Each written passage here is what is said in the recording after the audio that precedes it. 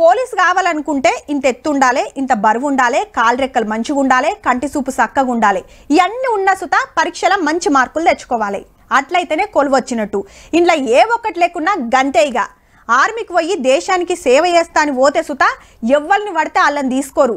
దానికి సుత కొన్ని లెక్కలుంటాయి. కానీ కడమ కొలువులకు పనులకు గివేమక్కర్లేదు. తెలివి ఉంటే అయిపాయే. నీ ఊరిచ్చుడు సల్లగుండా ముచ్చట చెప్పరాదవ్వా అంటురులే. చూడుర్రి. పిల్లగాడు డాక్టర్ కోటు మెడల స్టెథోస్కోప్ వేసుకొని అచ్చం డాక్టర్ లెక్కనే పేషెంట్ నాడు చూస్తున్నాడు. పో హగో ఏం తిప్పలైతుంది, ఎప్పటికేంచి అవుతుందని డాక్టర్ అరుచుకున్నట్టే అరుచుకుంటుండు కదా. కానీ అసలు ముచ్చట ఏందంటే అన్న ఉత్తుత్తి డాక్టర్ కాదు, నియంగా డాక్టరే. నమ్మబుద్ధి అయితలేదు కదా. గట్లనే 6 ఏండ్ల కింద సర్కారోళ్ళు సుత నమ్మలేదట.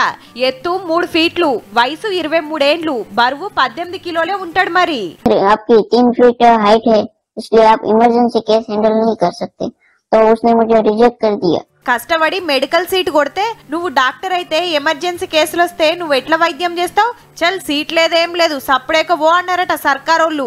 ఊకుంటాడా? సీదా దేశం పెద్ద కోర్టుకే పోయిండు కాలేజీ ప్రిన్సిపల్ సార్ ఇంత ఆసరవుడుతోని. గుజరాత్ రాష్ట్రంలో ఉండే అన్న పేరు గణేష్ భైరియా. డాక్టర్ చదువుతానికి పరీక్ష రాసి సీటు కొట్టిన అడ్మిషన్ ఎందుకు ఇయ్యరు? దివ్యాంగులను అట్లెట్లా అవమానిస్తారని కోర్టు గట్టిగానే అరుచుకున్నాక గప్పుడు సీట్ ఇచ్చిండ్రు. ఈ నడమనే ఎంబీబీఎస్ పాస్ అయి గవర్నమెంట్ దవాఖానలో వైద్యం చేస్తున్నాడు జూనియర్ డాక్టర్ గా.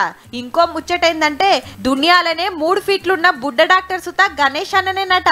మొత్తానికి ఎంతెత్తు ఉండమన్నది కాదు, తెలివి ఉంటే ఎంతెత్తుకైనా పోతామని దునియాకి ఎరగేసిండన్నట్టు.